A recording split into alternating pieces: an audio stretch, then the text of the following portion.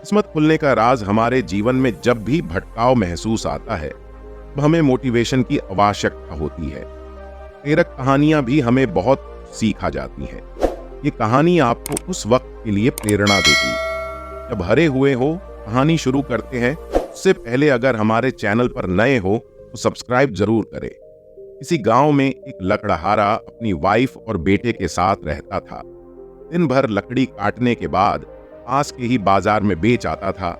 उससे जो आमदनी होती उससे उसका परिवार चलता था। एक दिन अपने घर में भोजन कर रहा था, भी दरवाजे पर किसी ने आवाज दी।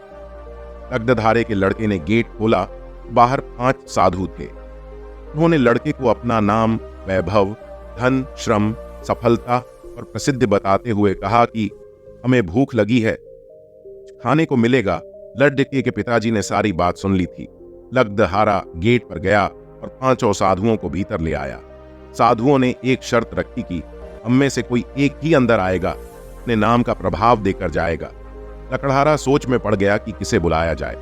लकड़हारे की पत्नी सफलता को बुलाना चाहती थी, वो खुद धन को बुलाना चाहता था। दोनों परेशान हो गए थे, किसे बुलाया जाए सोचा भी नहीं जा रहा था। भी लड़के ने कहा कि हम लोग वैसे भी मेहनत करके कमाते हैं और खाते हैं, क्यों न श्रम को बुलाया जाए। लकड़हारा मान गया। लड़का आंगन में खड़े रीढ़े साधुओं के पास गया, श्रम को अंदर आने को कहा। जैसे ही श्रम अंदर आने लगा, बाकी के 4 साधु भी पीछे पीछे अंदर आ गए। लड़के ने पूछा कि मैंने तो सिर्फ श्रम को बुलाया है, फिर आप क्यों अंदर आ रहे हैं?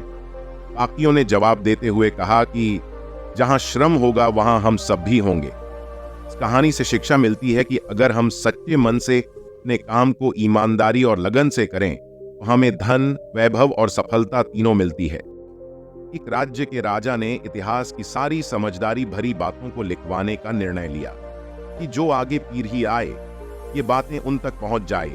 राजा ने अपने शाही दरबार के सलाहकारों को महल बुलवाया और राजा के आदेश पर सलाहकारों ने इतिहास की सारी अच्छी बातों को इतिहास में शामिल कराकर राजा के सामने प्रस्तुत किया। राजा ने उन किताबों देखा और कहा, ये किताबें बहुत ज्यादा हो गई हैं। इतनी किताबों को लोग नहीं पियाज पाएंगे, इनको काम किया जाए। राजा के आदेश पर इतिहासकारों ने फिर से काम करना शुरू किया।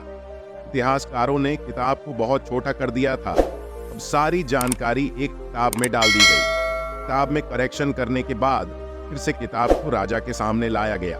राजा को इस बार भी वो किताब अधिक मोटी लगी। राजा ने फिर वही आदेश दिया। इतिहासकारों ने उसको इस बार इतना छोटा कर दिया था कि वो सब जानकारी बस एक अध्याय में ही सिमट गई। राजा को यह फिर भी लंबा लगा, क्योंकि राजा को ऐसा कुछ चाहिए था जिससे आने वाली पीढ़ियां आसानी से समझ सके। राजा ने फिर आदेश दिया। इतिहासकार फिर से करेक्शन करके राजा के सामने लाए। इस बार वो जानकारी सिर्फ एक वाक्य में सिमट कर रह गई थी। राजा इस बार उससे पूरी तरह सेटिस्फाइड हुआ और वो वाक्य ये था कि भोजन मुफ्त में नहीं मिलता, इसलिए मेहनत करो, कुछ करो, छोटा करो कि भोजन मुफ्त में नहीं मिलता।